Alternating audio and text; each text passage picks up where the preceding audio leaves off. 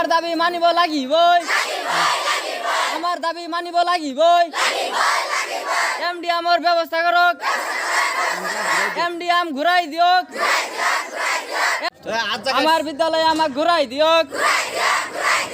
এমডিএমর ব্যবস্থা করক আমার বিদ্যালয় সেল বিদ্যালয় করিব লাগিবই আন্তর্গাঁথনি ব্যবস্থা করক বাদ পড়া শিক্ষকসকলক নিযুক্তি দিয়ক অসমৰ শিক্ষামন্ত্ৰী হাই হাই অসমৰ শিক্ষামন্ত্ৰী হাই হাই অসমৰ মুখ্যমন্ত্ৰী হাই হাই আমাৰ স্কুলত শিক্ষক আৰু শিক্ষয়িত্ৰী নাই আমাৰ স্কুলত খোৱা পানীৰ ব্যৱস্থা নাই আমাৰ স্কুলত খাদ্য নাই আমাৰ স্কুলত এমডিএমৰ ব্যৱস্থা নাই আমাৰ স্কুলখন বেলেগ এটা স্কুলৰ লগত লগ কৰি দিছে তাত মই যাব নোৱাৰোঁ বানপানী হয় তাৰ কাৰণে মই যাব নোৱাৰোঁ ইয়াৰ পৰা 1 কিলোমিটাৰ বা 1.5 কিলোমিটাৰ দূৰত হ'ব প্রতিবাদটা আমি করলেও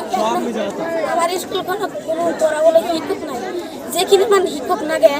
তাতে আধা আধি শিক্ষক আছে সেইখিনি তো মোৰ পড়া না তোমাৰ বিদ্যালয়খনত ল'ৰা ছোৱালী কিমান আছে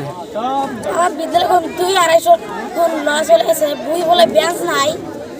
খোৱা পানীৰ বহুত অভাৱ ব্যৱস্থা নাই খোৱা পানীৰ ব্যৱস্থা নাই আমাৰ বিদ্যালয়খন আন এটা বিদ্যালয়ৰ লগত জড়িত কৰিছে আমাৰ ইয়াৰ পৰা 1.5 কিলোমিটাৰ দূৰত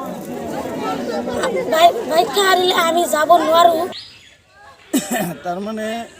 কথা হল আমাৰ বিদ্যালয়খন প্ৰাদেশিকৰণ হৈছে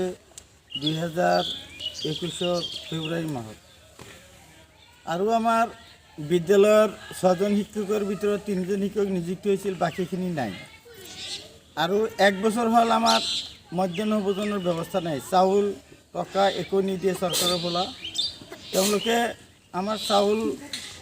আৰু টকা কি হিচাপে বন্ধ কৰিছে আমি নাজানো তেওঁলোকে বেজ স্কুলত দিব বুলি কৈছে কিন্তু আজিলৈকে বেজ স্কুলতো দিয়া নাই বেজ স্কুল আমাৰ ইয়াৰ পৰা 1.5 কিলোমিটাৰ দূৰ গতিকে আমাৰ ছাত্ৰ ছাত্ৰীসকলে সেই স্কুলত নাযায় আৰু সেই বিদ্যালয়ৰ প্ৰধান শিক্ষক আৰু কমিটিয়ে আমাক সেই স্কুলৰ লগত এমালকেশ্যন হোৱাটো মানি নলয় আৰু বিচৰা নাই তেওঁলোকৰ কমিটিয়ে আমাক একচেপ্ট কৰা নাই তেওঁলোকৰ তাতে পৰ্যাপ্ত ৰুম শ্ৰেণীকোঠাও নাই গতিকে তেওঁলোকে আমাক ঠাই দিয়া নাই গতিকে আমাৰ স্কুলতেই আমি গণোৎসৱ উদযাপন কৰিছোঁ গতিকে চৰকাৰলৈ বিনম্ৰ অনুৰোধ আমাৰ এইটো থাকিব যে তেওঁলোকে যাতে আমাৰ বিদ্যালয়ৰ বাদ পৰা শিক্ষকখিনি নিযুক্তি দিয়ে আৰু আমাৰ বেজ স্কুলখন আমাৰ সেল্ফ স্কুল কৰি দিয়ে আমাৰ স্কুলখনে সেল্ফ স্কুল হ'লেহে আমি বিদ্যালয়কে পৰিচালনা কৰিব পাৰিম।